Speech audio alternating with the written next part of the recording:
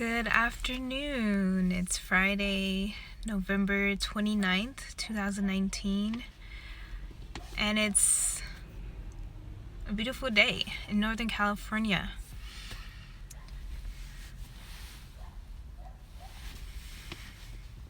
So let's get started because I have things to do. We're talking about what you allow. I believe I talked about this point maybe a few months ago. I talked about what you allow and if you should continue allowing those things. Thank you for joining.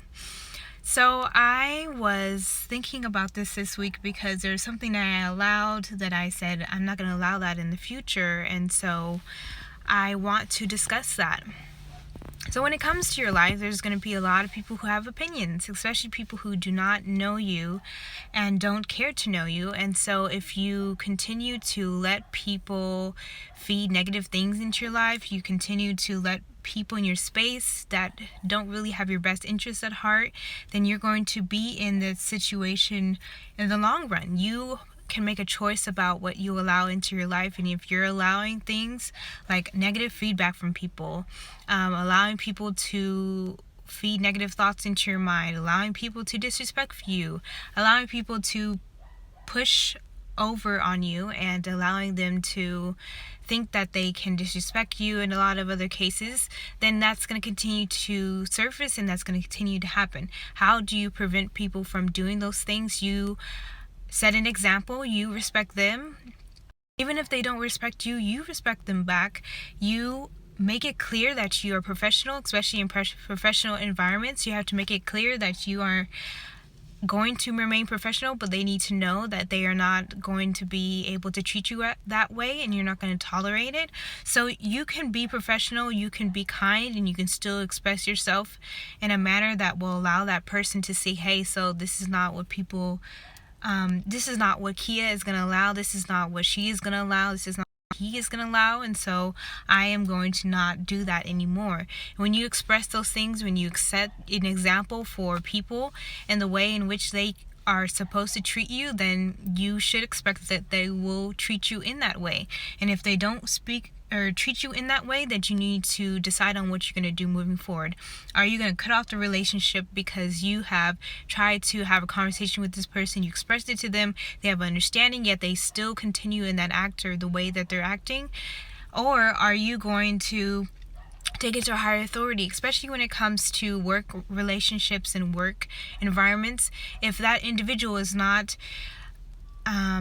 if they are not considering what you're saying, if they're not considering the fact that it is something important to you and it's something that is going to hinder the work relationship, then you can take it to someone above them and express it to them in a professional manner. Express the fact that you expressed it to that person and they still remained in their mannerisms and they still allowed situations to happen and they still chose to behave in certain ways. And so this is your life. You don't have anyone to prove anything to. You don't owe anybody anything except for God. And so if they have an opinion about your life, let their opinion have its opinion somewhere else. They don't have to have that, bring that into your life, and you don't have to allow that in your life. I was having a conversation with someone this week, and they were, I was expressing something in relation to how I'm going to be moving forward with something, and that person just started to give me all these negative scenarios and what about this and this and that, and I just had to be silent, because sometimes when you speak to people and you are trying to change the direction of their conversation, they will not hear it and they will not change the direction of their conversation. And so instead of you going back and forth with that person, why don't you just leave the conversation? And that's exactly what I did. I usually, when I hear negative things and I know this person is not going to pivot from their negative talk, I will be silent and eventually I will make my exit. I will leave the room, I'll leave the conversation, or I just won't say anything at all. And so that's what I did. I left the conversation. You can do the same thing too. You don't have to be in conversations that aren't life-giving or going in a negative direction because you want to satisfy that other person. You don't want that person to think that you're rude or that you are not connecting with them, or you are not accepting of what they're saying. I mean, the reality is by you sitting in there and having that conversation with that person, you're basically saying, I'm accepting of what you say.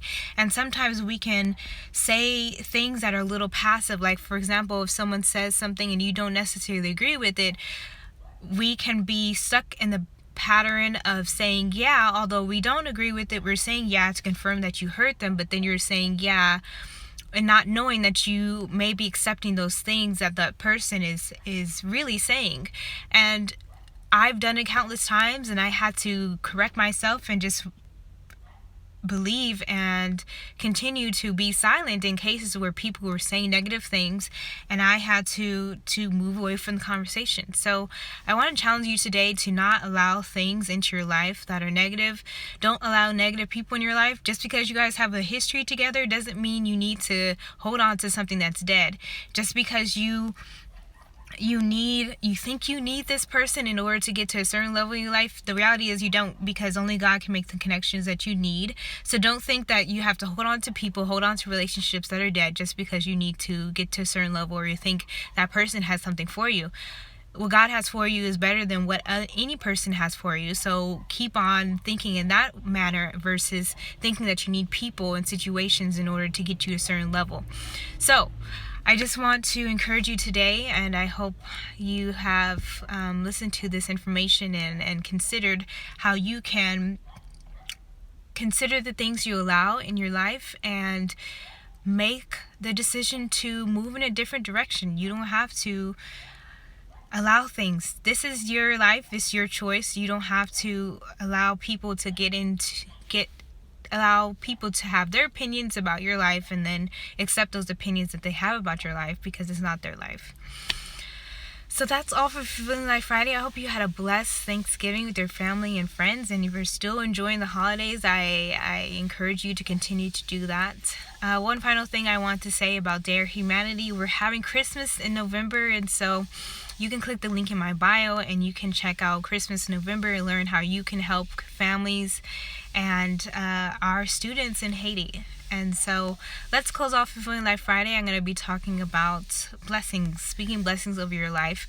I speak blessing over your relationships with people. If it is a relationship that is going to take you to the level that you need to be going in, I pray that relationship is enhanced. If it's a relationship that is not leading you to the level that you need to be on, in a level of growth and level of prosperity, then I pray that you are able to release that relationship and that you are able to overcome any negative emotions and you're able to move past it so you can be the best version of yourself.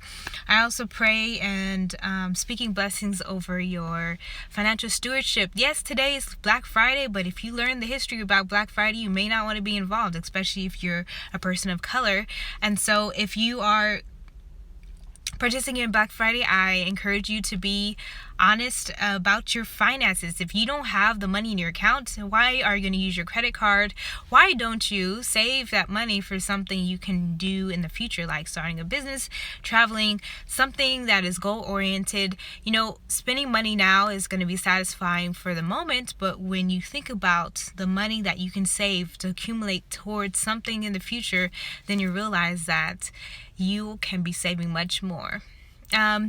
So I also speak blessings over your dream, whatever you're building. If you're not building something, I encourage you to build something, because a 9-to-5 is not going to make you millions of dollars. Why? Because they have a cap on how much money people can make.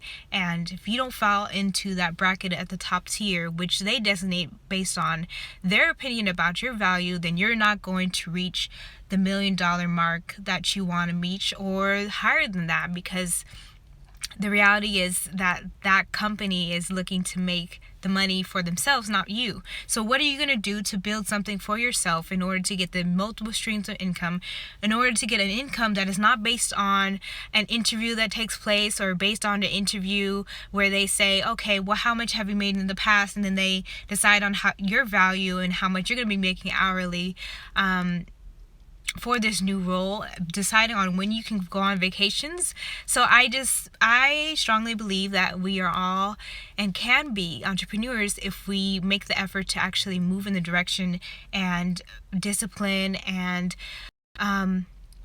and work on something. There's something in you that needs to come out. There's something that is going to affect a certain amount of people or a target audience, and you just need to be able to flesh that out and be disciplined and work on it, because you're not going to accomplish, there's going to be limitations to what you can accomplish if you are only working for someone else. And so I encourage you and speak blessings over whatever you're building. If you're an entrepreneur, whatever you're building, books, organizations, companies, a product that is going to be financially successful, that is going to be expedited, whatever process that it takes for you to get to a certain level, you are going to reach that in a quicker circumstance than other people. You are not going to be affected by the economy that's out there that says that, oh well, there's so many people and organizations, the market is saturated. No, it's not, because you have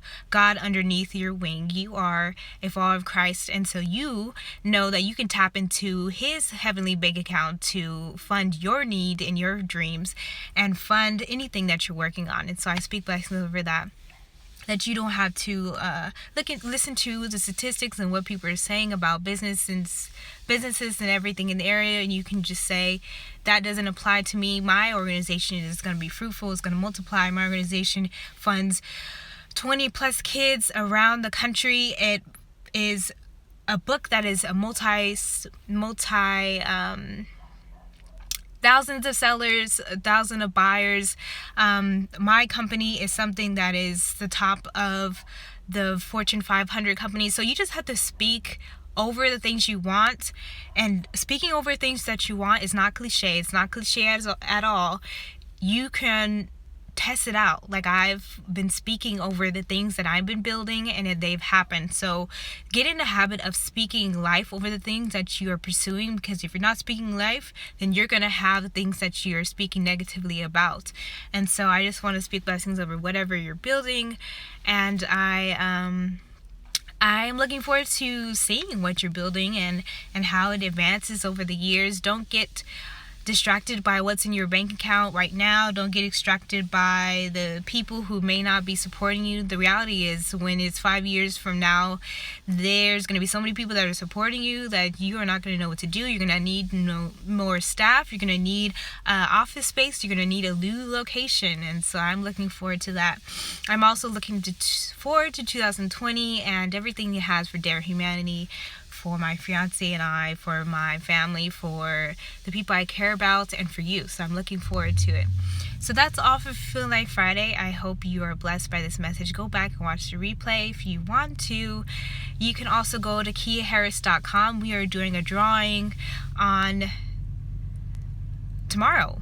No, tomorrow is the last day to enter into the drawing. If you subscribe to KiaHarris.com, you'll be entered into a drawing for a gift card, a food gift card at a restaurant. And if you want that, if you want to have that opportunity, go ahead and visit my website and subscribe.